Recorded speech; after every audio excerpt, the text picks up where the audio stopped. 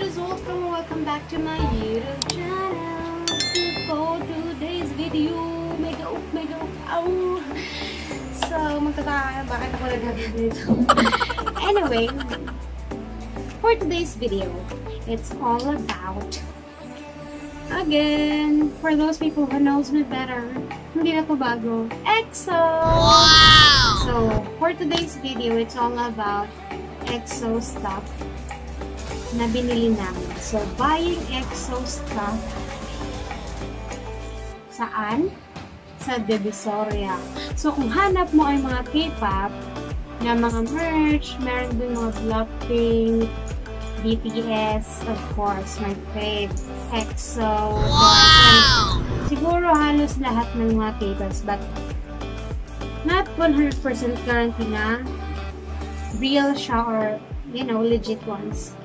But then, kung katuwaan lang din naman, of course, Zai, makita mo lang sila sa salon Zai, na sila yung model ng haircut. Minsan kasi lagi ko sila nakikita, yung EXO member, si Luhan. Mostly si Luhan. Pag nakikita ko yung Zai, tatalon-talon ako Zai, para akong baligay. Kaya wag mo kang iniis mo Zai. So, yun, nakita namin siya isa siyang store sa Divisoria. So, ito yung video.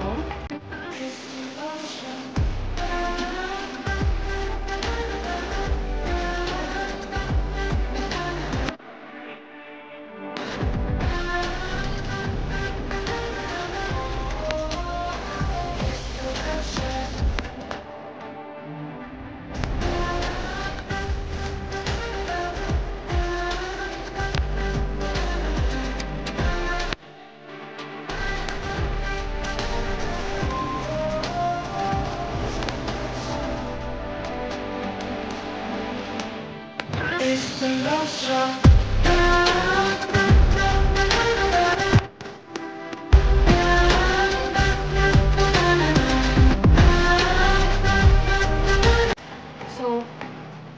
yun, nakita namin siya. So, before nakita ko na siya, pero nakalimutan ko kung saan siya na area, paano yung pasikot-sikot na. So, mayroon tayong 4 items dito.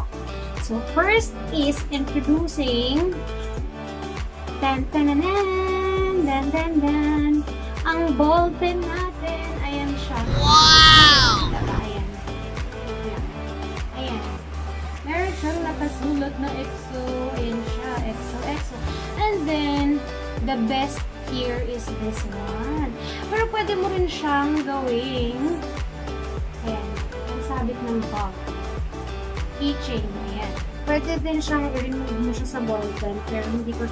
So, meron na kasi ako before, EXO na light stick na, na sabit-sabit sa bag mo yan, keychain. So, pwede mo rin siyang i-keychain. Kasi minsan pag nagsulat, pag yun yung gagawin mo, sinanihirapan ka. But of course, it is EXO. So, therefore, for keeps yun, hindi susulat mo. Pero kahit naman mawala na ito ng tinta, ito yung ballpen na hindi mo talaga itatapon.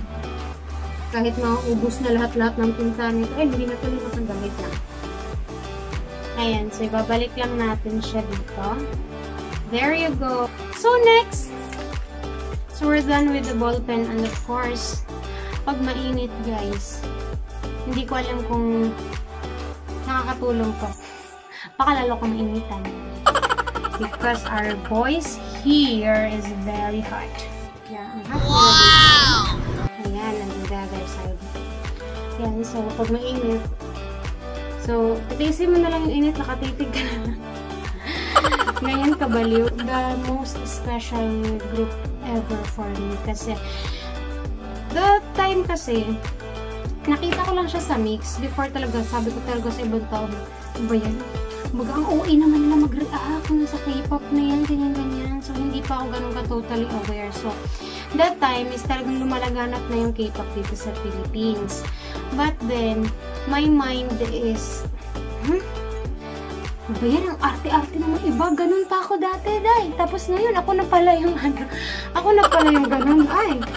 So, dati talaga po, is talagang sabi ko pag nanonood ako sa film, okay naman ang mga reactions ng mga to. So, nakakita ko ng mga reactions ng nag-idolize ng K-pop, ganito, ganyan. So, grabe naman, napaka-devoted, napaka-addict naman nila. Sobra naman yung ginagawa. Bibili talaga na yung gastos naman. And now, nabusog ako sa mga sinabi ko. Kinain ko lang siya. It's because, nakita natin si EXO na lumabas sa Mix. Mix yun that time. So, lumabas siya doon. Mega off, look. Ang ganda naman ng music. Tapos, yung na lumalabas na yun. Sabi ko, super ganda. As in, mula noon, para kang na-starstruck, para kang nalabat first sight talaga. As in, sobra. Hindi ko rin siya in-expect kasi hindi nga ako mahilig po sa K-pop. As in, wala lang. And then, yun, nag-start po yun doon sa Mix na yun na lumabas. So, yun, ang dami kita. Ito, ballpen, and then, my photo. So, next is the Lumo card. Lumo card. So, ito siya. Size niya is 2R. Ayan, wow! Kita ba? Ayan. 2R. And then, ayan siya. This one is, double-sided. So, ayan po siya. Ay, malaglag na. Binuksan ko pala. So, ito na siya. Lumo card 2R. Lumo card. So, yan. So, this one is the EXO Obsession. I have my, baso dito. EXO Obsession. So, nung lumabas yung EXO Obsession, from work, pumunta talaga ako sa gabi na yun. So, yung mga last hour na rin yun siya ng LRT na biyahe. And then, sa ilalim ng LRT dyan sa may Cariado, so maraming gumagawa po talaga ng mga baso, yung nilalagyan ng pangalan, mga ganyan. So, nagpagawa talaga ako. Hinintay ko talaga, nagsara na sila. Tapos, pinilit ko talaga na baka pwede pa. So, ayun, pumayag naman. So, nakapagpagawa ako ng EXO Obsession na baso. So, tumingin talaga ako ng picture. Kasi sinusulat lang nila yun eh. Ginagaya lang nila. So, talagang, so, paano pag hindi nila nagaya, hindi nila nakuha yung So, nag-research ako ng yung baligtaran siya. So, pero okay naman siya. It worked naman. Maganda naman yung pagkagawa ng baso. Satisfied naman ako kahit papaano. So, ngayon, ito yung ating lumukay. So, ganito siya. And then, sa likod niya, ito ang nakalagay. So, mga members name siya. Yung mga members na nandito. Ayan. Hindi ko alam saan ko siya ito. Yung mga members na nandito. Ayan. And then, andito yung mga names nila. Names. Focus. Hindi siya mag-focus. Ayan yung names. So, picture ko na lang. Hindi yata siya talaga kita. So, ganun siya. Tas, year ng mga birthday nila. So, before talaga, during my high school, talagang as in, guys, sobrang addict ko talaga as in. Like, to the point na tinitipid ko talaga yung sarili ko na kumain, tinitipid ko talaga yung sarili ko na kasi iniipon ko yung pera ko para makapagpa-download ng music. Kasi before, I don't know kung paano mag-download ng music, which is ngayon, sobrang simple na lang. So, syempre, bata pa tayo before, so, takas-takas, ayan. So, nagbabayad lang ako ng mga every kanta nun, 5 pesos or 10 pesos dyan sa may audio, sa may recto. Yeah, dyan sa may recto.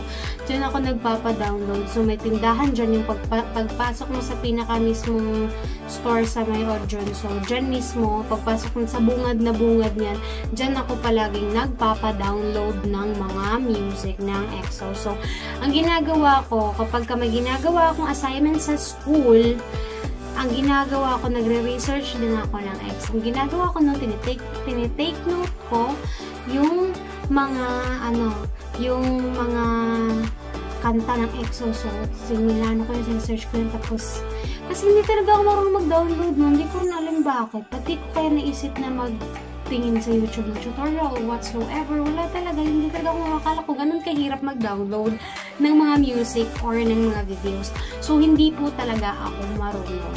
So, ang ginagawa ko ay sobrang laki ng gastos ko dati. So, ginagawa ko sa computer siya pagkatapos kong gumawa ng assignment. pagkatapos kong gawin yung mga research na kailangan ko, so ang ginagawa ko, nire-research ko na naman si EXO. So may sarili akong assignment, diba? Hindi lang si teacher nag-a-assignment sa sarili ko. Ako din, may assignment sa sarili ko, yung EXO. So every time na magano, edi, ayan na yung EXO, guys. Sinesearch ko na siya, tapos sinesend ko yung, sinusulat ko yung mga titles. Ang ginagawa ko, pagdating ko galing sa school, bababa ako dyan sa may recto. Yeah. Sa may recto, bumababa ako dyan sa may recto. Kasi, yung papel, iniiwan ko doon. Binibilin ko sa ano na ito yung mga i-download, ganito-ganyan, tapos andun na yung USB ko. So, pagkatapos na i-download, lilipat na nila sa USB and then bayaran na, or sometimes bayad muna, and then pag marami, pag mga 20 musics, 15, ganyan.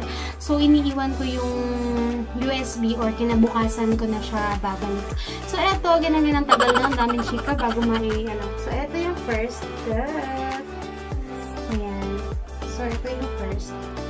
So, I think, hindi ko na lang siya igaganon kasi dumidilim yung ano. So, ito yung first. Wow! And then, the second one. Wow! The third one. Fourth. Wow! Fifth. Wow! Sixth. Wow! 7, 8. Wow! 8 poster siya, guys. So, magaganda siya. So, that would be all for today's video. So, thank you so much for watching this. And that would be all. Thank you.